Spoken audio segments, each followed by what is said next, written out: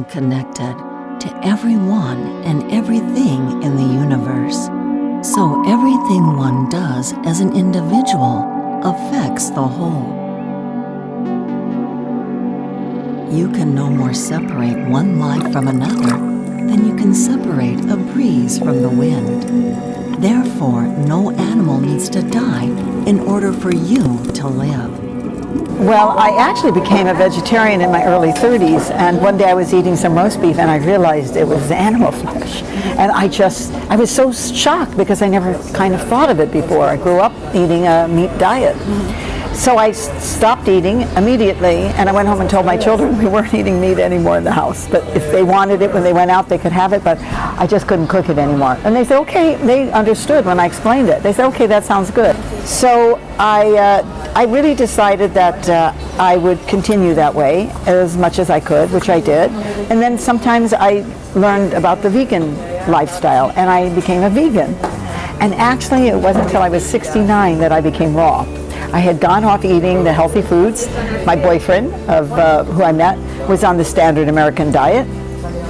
He ate everything, and my mother always said the way to a man's heart is through his stomach.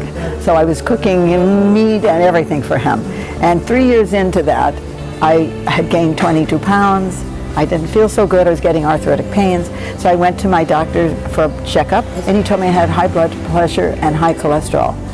And he handed me a prescription, and I knew at that moment that that is not the way I wanted to go with my family's health history, all on prescription medication. And so I started researching, and raw food kept coming up on the internet as something that heals all these things. And I wasn't excited because I love to cook. I can't imagine just having celery sticks and carrots and just salads all the time. So I wasn't too happy, but I thought, well, I should try it at first. So I started eating juicing and eating raw food. In a week I started to feel better. In 2 weeks I knew that this was the way I wanted to eat. 6 months later I went back to my doctor. My blood pressure and cholesterol were normal, and I had lost weight, and I didn't have any arthritic pains, and I haven't since. That's how I got started. I started at 69, so it's a good enough time, I think, to figure out if this is right for me, and it certainly is. Honestly, it's so funny because I just feel younger. I think that when I look at pictures of myself from that time till now, I really feel like I slowed down the aging process, because as you age faster. As you get older, you age faster normally, looking, things happen.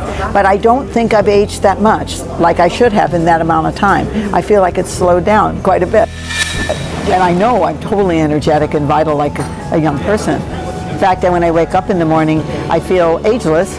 I think I'm in my 20s, and then I get up and go to the bathroom and I look in the mirror and I go, who's that? You know, because all of a sudden that's a different person than I feel. But I'm happy the way I look. I think I look very good for my age, and I'm on no medication. So it's working for me. I take some supplements. People always like to know that if I take them. Yes, I didn't in the beginning, but B and D are more difficult to get for most people, especially if people live in winter. Vitamin D is very important. It's okay to take supplements. I like to put liquid into my smoothies and my juices is what I do. And then I added things like some moringa and some spirulina or some dark leafy greens, chlorella. Those are always good additions. You get everything from your food, but sometimes you don't assimilate everything. That's just the human body. So it's good to go get a blood test and check. Don't take things just to take them. Always make sure you need them before you take them. I was 69, and I had something I had to cure. I didn't feel I had time to say, oh, I can do that later. It was like, do it now or you're going to end up, you know, taking a prescription medication, which when you take one, then it leads to two, and two leads to four. And I know my older sister, when she passed away, she was taking 15 prescription medications. So I know the process of what happens, and I decided just to go for it. I don't recommend it for everybody, but in some way it's almost easier to just go raw.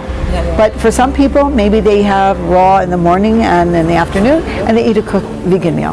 So that's a good way to start.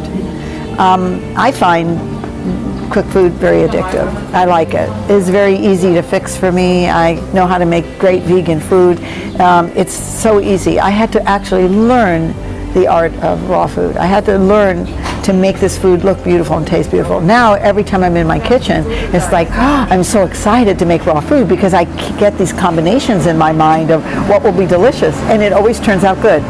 I have to measure from my cookbooks, but when I'm cooking in the kitchen, I just toss things in and taste it, and then see if I need to add, more of something or less of something. It's artistic for me because I'm creating all the time.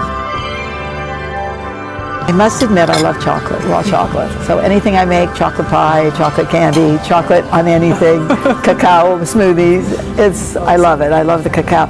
It is so delicious and so easy, so satisfying. So if you eat it, you feel really good. That's the one thing I find with raw food.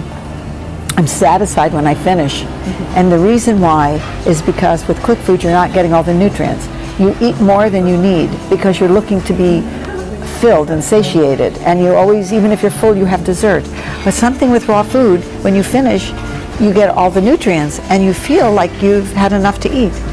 It's an amazing feeling.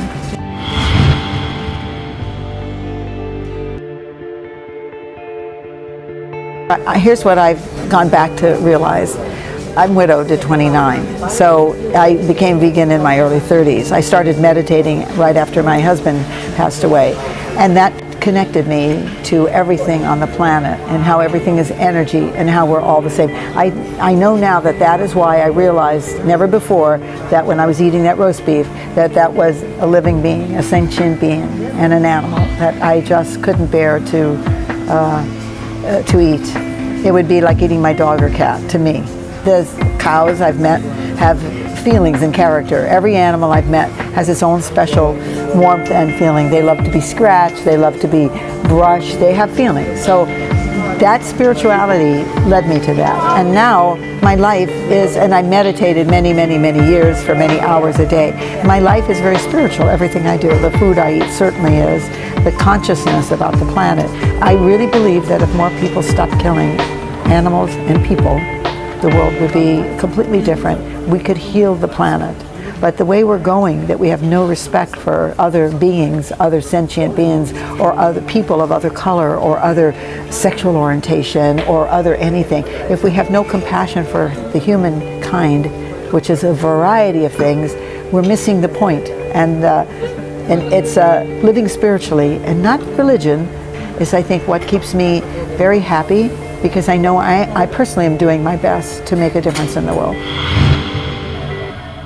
If I had to go back as a young person and do something different, I would make myself learn to like working out. I would. I think it's really important. I'm in great shape, but I would be in a way better shape, I think, if I did that. I like yoga very much. I do yoga. I like to walk. Anyone can do that at any age. Walking is so important. I think if you walk at a nice pace, you do everything you need for your body. You don't really have to go pump iron unless you like it. If you like it in the gym, do that. But if not, you must walk an hour every day if you can, a half hour, 15 minutes, whatever you can do. So, yeah, yoga really ties into the health part and the spirituality for me. And I don't meditate every day like I used to. I feel like I meditate when I need it, and I'm a walking meditation. I can click back into that peacefulness anytime I close my eyes and I want to go there. I've done it so long that it's an immediate thing for me. But what I think I've learned in the last few years is that people are at different stages in life. I know people who just organic is the most important. They don't eat vegan. I know vegans who don't eat organic. I know people who are pescatarians. They just eat fish. I know people who eat honey and they're called vegans. There are people who believe different things about the food they eat and about the planet.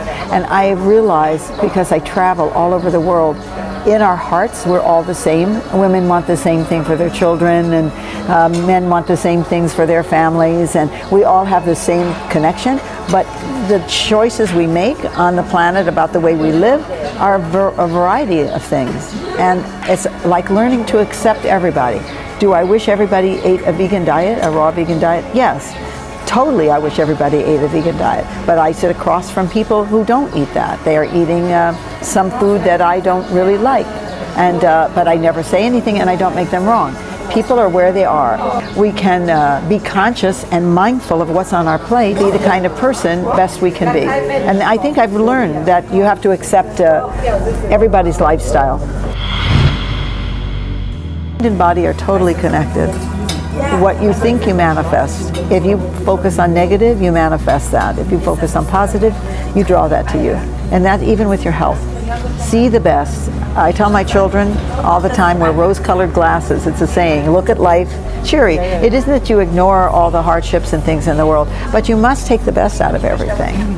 There's been scientific proof, tests all over the world. I usually tell these stories in my workshop about people where it shows the mind-body connection.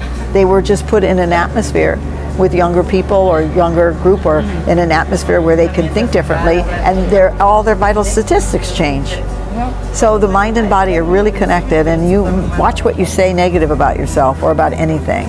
It's very important to stay positive and draw that energy to you. And know that you can have anything you want in life. Don't be depressed. Just tell yourself, this is a lesson. Don't look at it as a problem, look at it as a challenge, and move on. Every time you overcome something, the stronger you get. The universe is a positive thing for us. The energy wants the best for us. It's just that we get so controlling. We want to control everything. Our ego wants to control everything. And once you let go of control, you get what you're supposed to get. You get the right things to you. If you're controlling, you could control the wrong thing into your life. Stop critiquing yourself in life. That voice that tells you all the negative stuff that makes you feel terrible, you have to tell it to get out of there and keep quiet. It's constantly trying to take over your brain and tell you the negative things. Oh, he doesn't like me because I'm blah, blah, blah. I'm not getting this job because I'm blah, blah, blah. You have to push those things out of your mind. Just keep moving forward. Today, I'm aware it gets better and better and easier to do. Every day I'm aware of the fact that this is the way life works. And the more I know it, the more it comes to me. With her warmth, kindness, and beauty, Mimi Kirk opened a lot of eyes to the raw vegan lifestyle.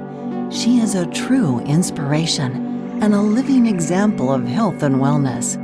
After all, you are what you eat.